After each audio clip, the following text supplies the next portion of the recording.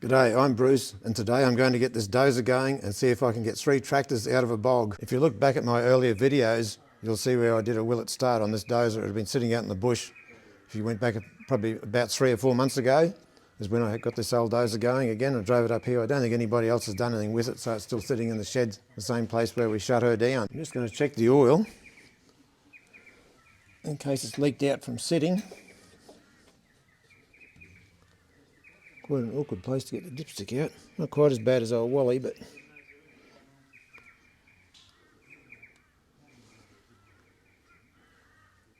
yep, there's the max, so nearly right on the max. I think we did top it up a bit from memory, but I'm just going to check the transmission oil now. It was really low last time. Get down there to get it.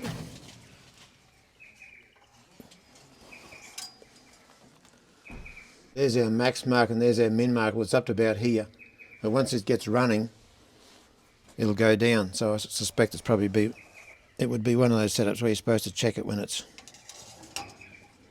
idling. Probably hot too. I'll check the water next.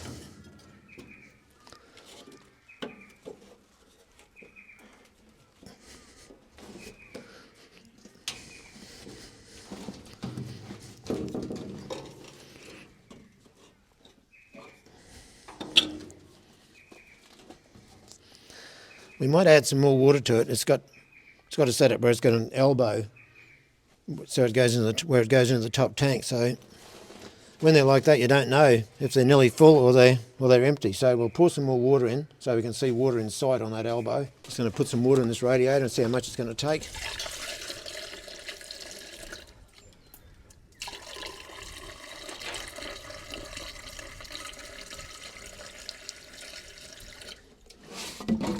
Just check that. It's down, but not too far.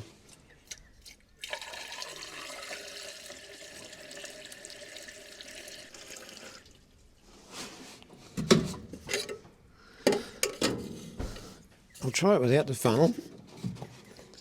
It looks like it can only take water fairly slowly.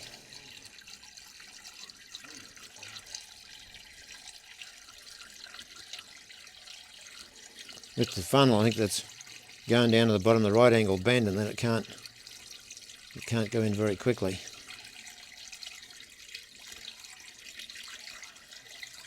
Look at that, it's going to take more than what I thought.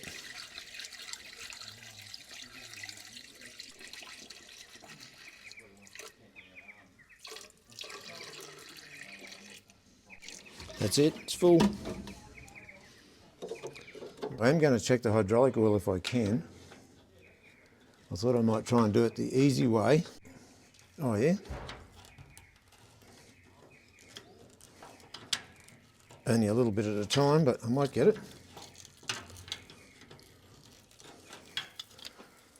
It's got vacuum. Must be sealed up pretty well. I thought it would be vented somewhere. Suppose pretty cool night. Oh, listen to that, listen to the suction the thing's got.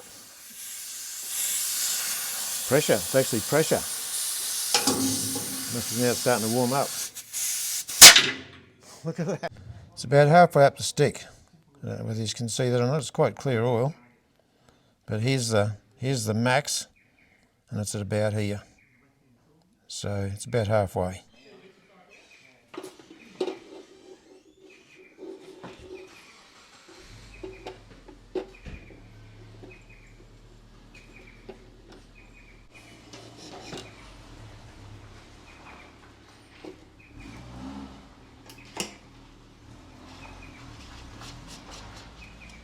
The farmers are over there doing something with one of their tractors, making a bit of noise, so the cameraman and I thought we'd walk over and have a bit of a look at this old grader.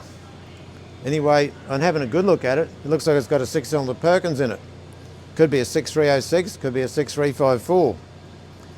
Anyway, which is pretty unusual for an engine like that to be in one of these. Years ago, probably, I don't know, probably 35 years ago, I'm pretty sure I know the man that would have owned this grader. He had a pair of these and he had converted them both over to 6-cylinder Perkinses, but I'm pretty sure that at least in one he broke the crown wheel and pinion. Maybe that's why it's just got road tyres on it now, instead of those industrial tyres like on the front. The fellow I'm thinking of, he was a very fussy man, and he used to do up people's driveways. I think it's probably an Alice Chalmers. They had these with a round frame. Then I think the next model might have been called a Double D Alice, and that was square. And then I think after that, I think Fiat, they call them Fiat Alice. I can't remember what the numbers were, but then after that they were called little Fiat graders. 6-cylinder Perkins, and here's a pretty tight fit. If you look here, you can see I can hardly put my fingers through between the fan and the radiator, because the original engine would have been a lot smaller than that. Also, it's had this conversion done here, which puts power steering on the thing. I imagine it's power steering for the front there, so that's an add-on. That looks like that's all been homemade. The farmers never actually started this thing up or driven or done anything with it, so they don't know anything about it. But if you'd like to see me come back sometime and see if I can get it to run and maybe go for a bit of a drive, leave a comment below. Well, seeing as I'm pumping oil again, I might be able to tell a story about when I was young and Dad bogged his tractor right in front of my grandparents' house, actually. So we'll say it's story time. Pump some more oil in. Anyway, the story goes, Dad had a petrol Caro Alice Chalmers. Anyway, he decided to do something in front of his parents' house. And it had been really wet, one of those times when it had been raining off and on for months. Anyway, next thing, Dad's got the Alice well and truly bogged, hopelessly bogged. It was in a place where it wasn't really in a cultivation either. It would be the last place you'd think you'd ever get bogged. So anyway, he goes next door to see the neighbour. Neighbour had a David Brown, from memory. And Dad says, "Oh, Ken, I'm stuck. Can you come over and tow me out?" He said, "Yeah, I'll come over and tow you out, no worries." Back in those days, nobody had straps. It was all sniggin chains. Every farm had a sniggin chain. So anyway, Ken comes over with his David Brown. He thought, yeah, it'll be no trouble. I'll just tow him out. Within a few seconds, Ken had spun the wheels, because these tractors are 2-wheel drive. Ken's bogged. They think, oh, what do we do now? So Dad thinks, oh, well, I'll get onto the neighbour on the other side of me. So Dad went and saw him, and he had an International 414. So he said, yeah, I'll come up and give you a tow. So he came up with his tractor and his sniggin chain. He hooked onto Ken's. Before he knew it, he was bogged. Here they all were. 3 tractors, all with the back ends way down. So they thought, what are we going to do now? We're really stuck, 3 tractors bogged. And they thought, well, we're going to have to try and shove some pieces of wood underneath the wheels to try and get the first one out. Everything's going to have to be done the hard way. So they got rocks and pieces of wood and everything they could possibly get, shovels, and dug out all this spewy stuff coming out around the wheels and put all this stuff in front of them. They couldn't go back. So they're working on the first tractor. Eventually they get the first tractor out. So they move away, they get all their sniggin chains and everything they could get to get as far away as they could possibly get. They thought, right, we might be on a bit harder ground now. We'll have another go. So eventually, with more wood, next thing there was all this stuff stuck in the mud. Eventually they got the second tractor out. And eventually, hours and hours later, they finally got the Alice Chalmers out. But boy, what an ordeal. So it just goes to show how easily things can get bogged, how easily things can go from bad to worse. I'll just check it before I overfill it.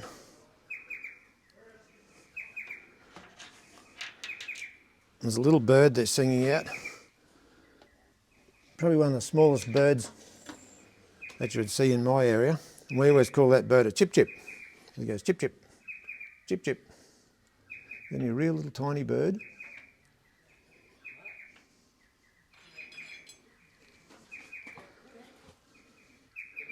We're right now, we're above full.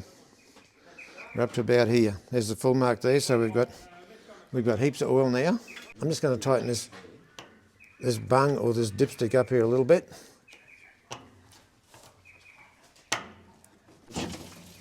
The last time we drove it, the batteries ended up in a different position to where we started off with them.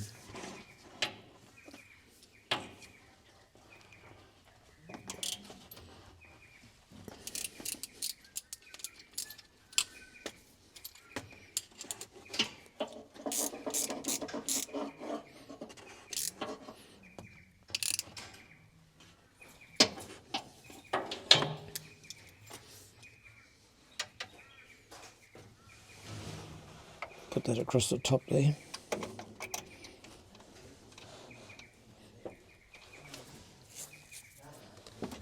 We're going to have to tighten our negative up. I don't know whether we can. I don't know whether that undoes or not. That looks pretty dirty, and that too I might have to give that yet another clean.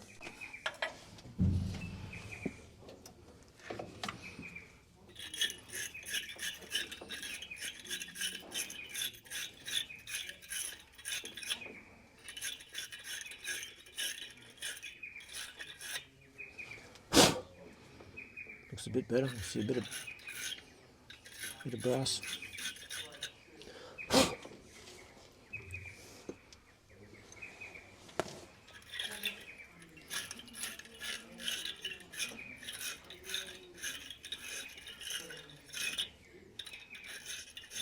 Last time, after we'd driven it, our batteries were all laying over because the batteries are pretty narrow compared with the compartment it goes in. So this time we've got this strap down here really tight. So you see how tight that is. Hopefully that will hold them in place so they can't jiggle around too much, because we don't want them shorting as we're going along. Yep, this is 13. One time they were all quarter Whitworth when I was a kid. Nothing else would fit them but quarter Whitworth unless you had a shifter.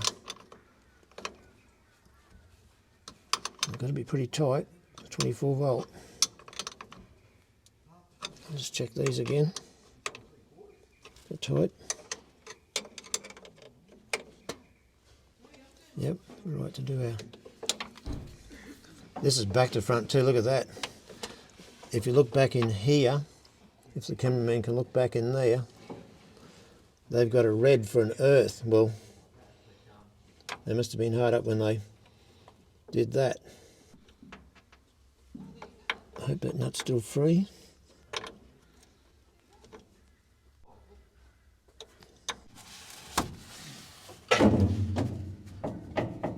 Just having a look down inside the tank there. It's got some funny looking scratch marks around the bottom there, but it does look pretty clean. But it's burned a lot more diesel than what I thought on its trip from out in the paddock to in the shed. I think we might put about 40 litres in it for this trip. We don't want to get down there and run out. I'll just dip it if we can. It's always hard with a curved hose.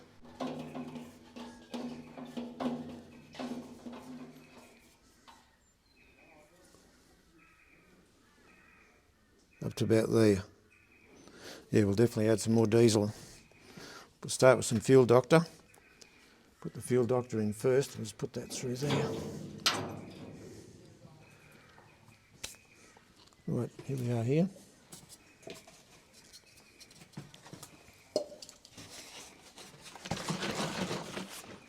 Someone commented one time about should shake the fuel doctor.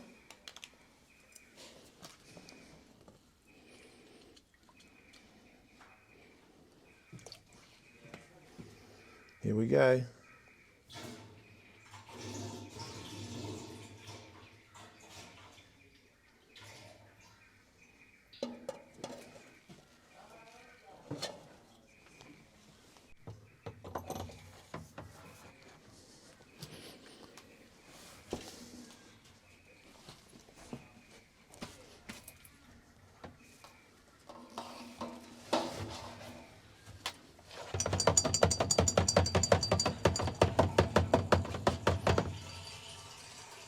It's away.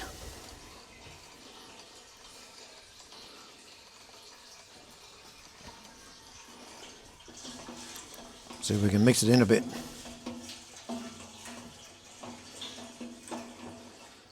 Must have had an idea on here to stop people milking the tank. Oh, well, there's the padlock. They've had to cut it. Someone's either broken into it or they've lost the key at some stage, because there's the padlock still sitting there. I think from memory too, they'd had a window cut on the back of the tank to clean it out, so the tank does look pretty clean inside, which is good.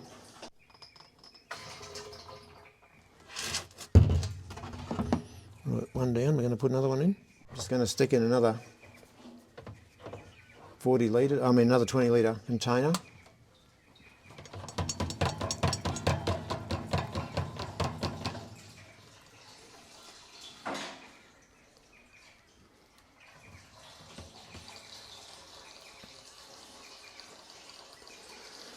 It's better to have too much fuel in there rather than get down there where everything's going to be a bit dicey whether we're going to get stuck or not, so we don't want to be running out of fuel halfway through the job.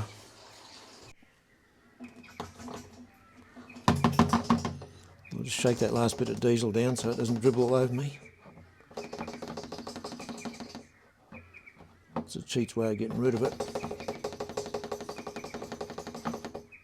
Righto, we're pretty well right to go now. We'll see if we can get the feed Alice going and see if we can walk it down there ready for some action.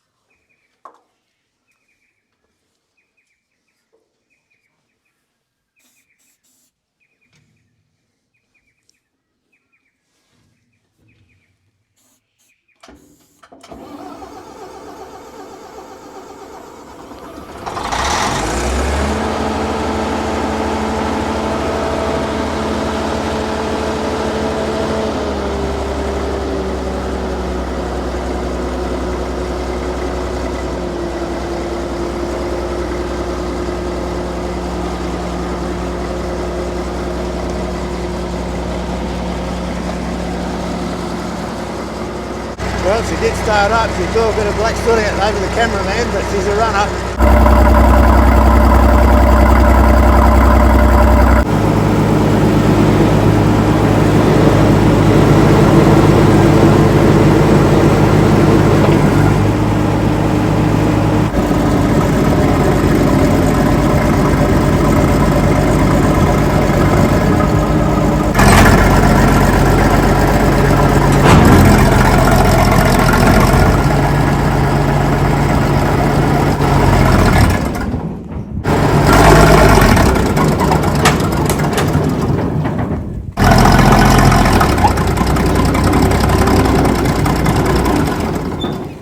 It's just like it's got no guts, like it's hard at starting, and it's just, I don't know, it's got a really blocked air cleaner or what's going on. I'm just going to blow these air cleaners out. It doesn't seem to have any guts, especially when you get down low on the revs. It's like the governor on the injector pump's not working or something. You stick it in gear and it just dies out. It won't even try. You've got to have a heap of revs on it to make it move, and then of course pretty dicey job getting out of here without knocking the shed down or without knocking the next shed down. And of course everything's a bit cold, so I don't know how much dust is in them. Fair bit by the look of that. Maybe that's the problem. It's like as if it's starving for air.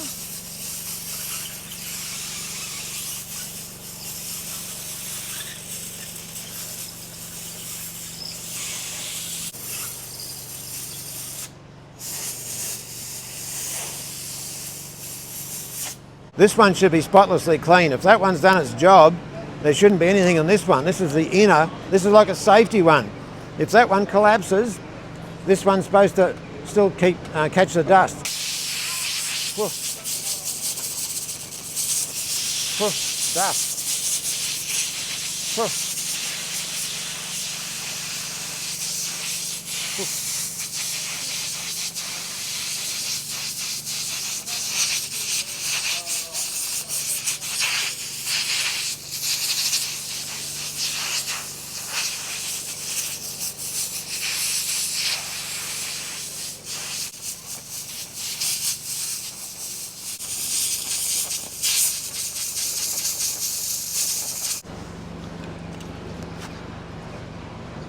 This machine set up like that. So we've blown one out, time for the next one. Phew, all over the cameraman.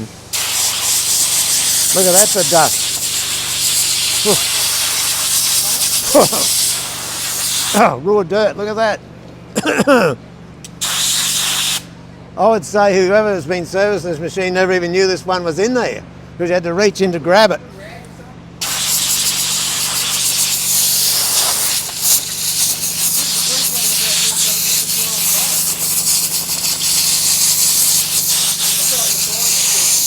Well, I can hardly see through my glasses.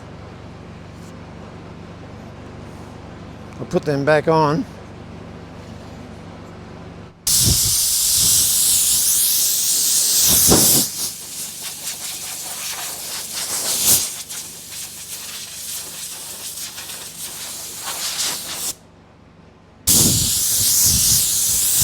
Righto, we might have a sporting chance now that it might keep running, might have a bit more power down low. I might be able to idle it back a bit and it might have a bit more guts.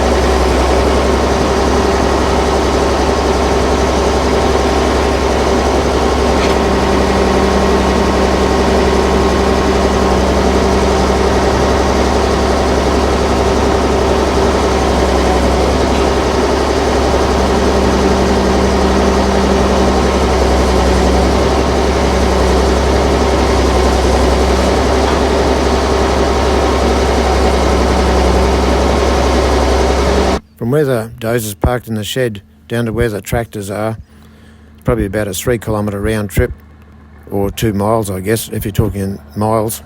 I think the place where I originally rescued this dozer from was on the other side of this watercourse, which is probably about another kilometre further along from where the tractors are bogged. The old timers used to say that if you're travelling along in a dozer, it's best to probably stay in the lower gears, never get in the higher gears. He used to say if you're in the higher gears, everything starts rattling and clanging and banging, and it just causes premature wear on the tracks and the rollers and the sprockets and everything. So most of the old blokes used to just take their time so the tracks weren't rattling. This is just another funny story I must tell too. They reckon the old dozing contractors, if they had to move from one property to another, what they'd do is they'd go in reverse. That way they were wearing the other side of the pins and bushes and sprockets and everything, because all the hard work's always done pushing forward, pushing up stacks, pushing trees, ripping, all that's all in forward. So they reckon if you trundle across from one place to another in reverse, that helped get a bit more life out of the tracks.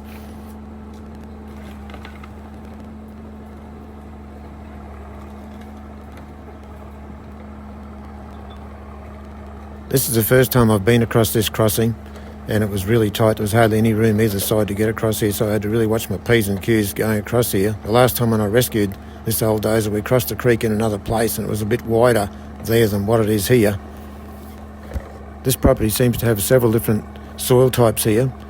The actual creeks themselves have hard bottoms, hard rocky bottoms, but once you come out of that creek and you move up onto the next level of country, it's as if the water's coming up out the ground, and that's where you can get stuck very easily.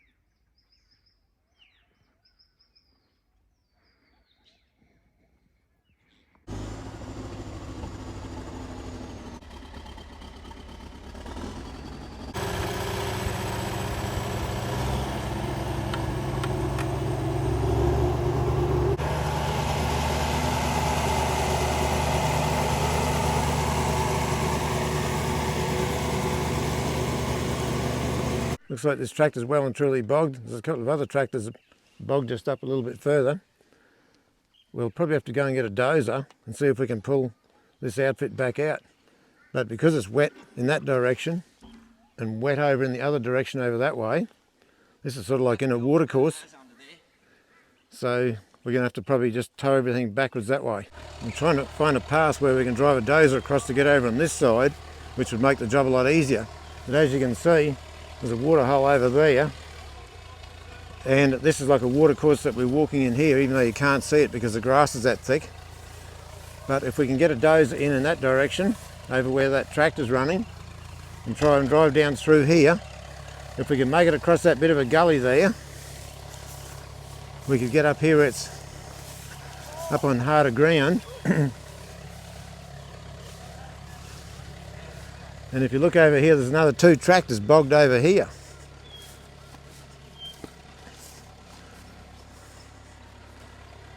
There's another 2 tractors bogged over there with slashes on the back. We did try and drive the 4-wheel drives through there before.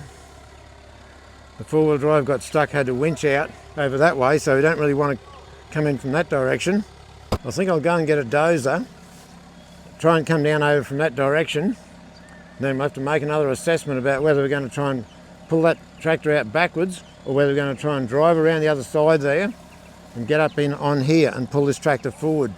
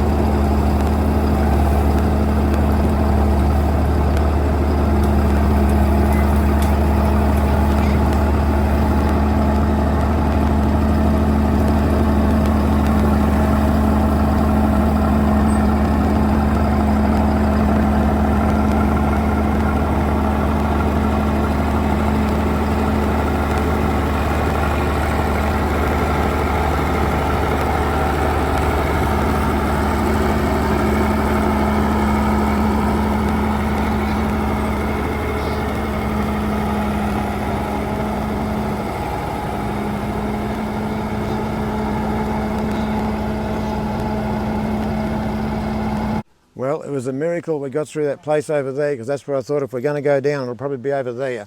So once we got across there, I thought, oh, well, I can breathe a sigh of relief. Now we're over here, up on hard ground where it's a little bit higher there. Just got to run all our ground tackle gear out, chains and straps and whatever, and see if we can just link everything together. And then we might be right for a try. We're going to need about 5 metres. So I guess we're bringing the big one back.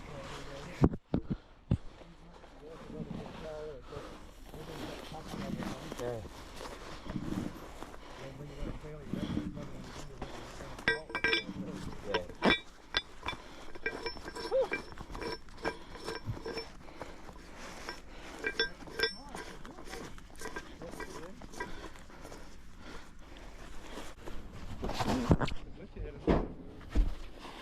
That's very neat.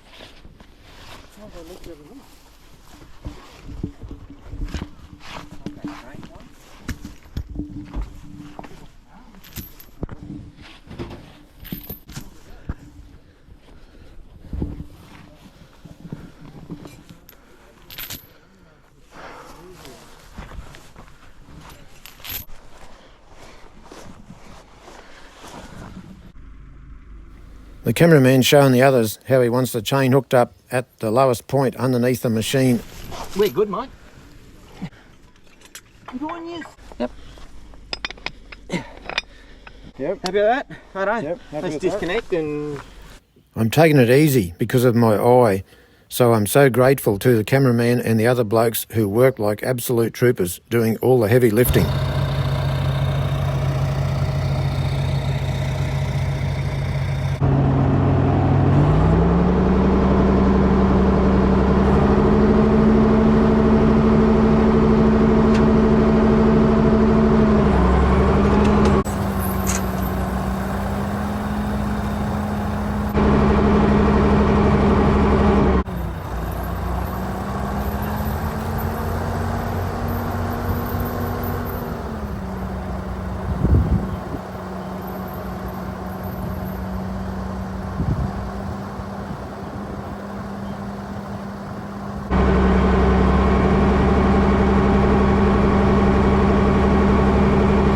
the old Fiat Alice did the job. I had my doubts there for a while away. It didn't have much power down low, but once you rev it up, it seems to have enough power, so I don't know what's going on. I don't know whether you'd think if it was starving for fuel that it'd run crook when you revved it up.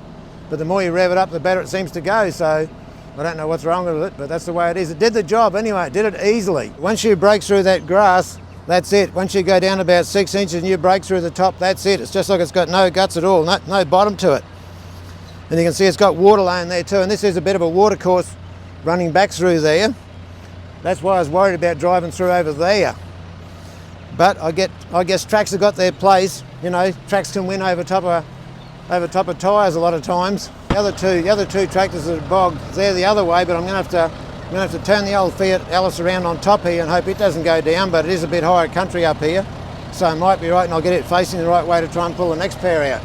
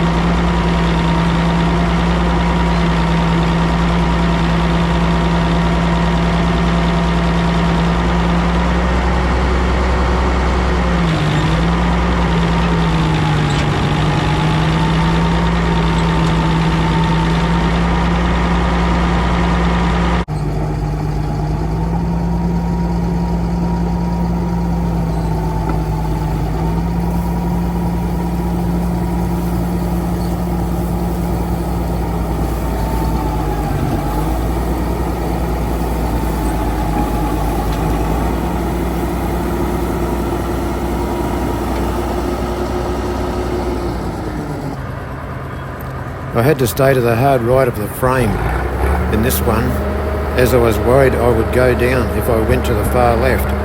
That meant I had to sort of tow it on an angle to prevent the dozer from getting bogged.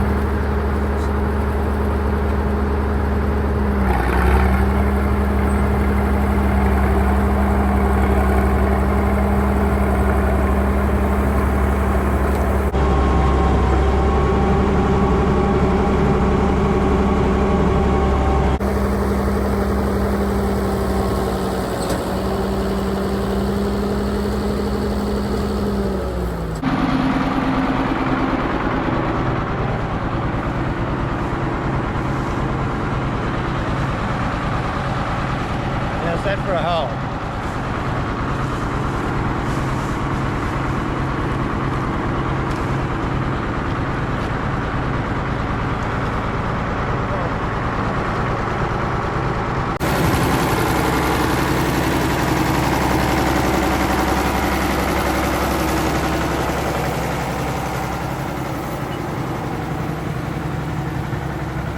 Well, that's the second one out, so we've only got one to go, and then we might have had a win for the day. Maybe if we can get the dozer back across the soggy bit.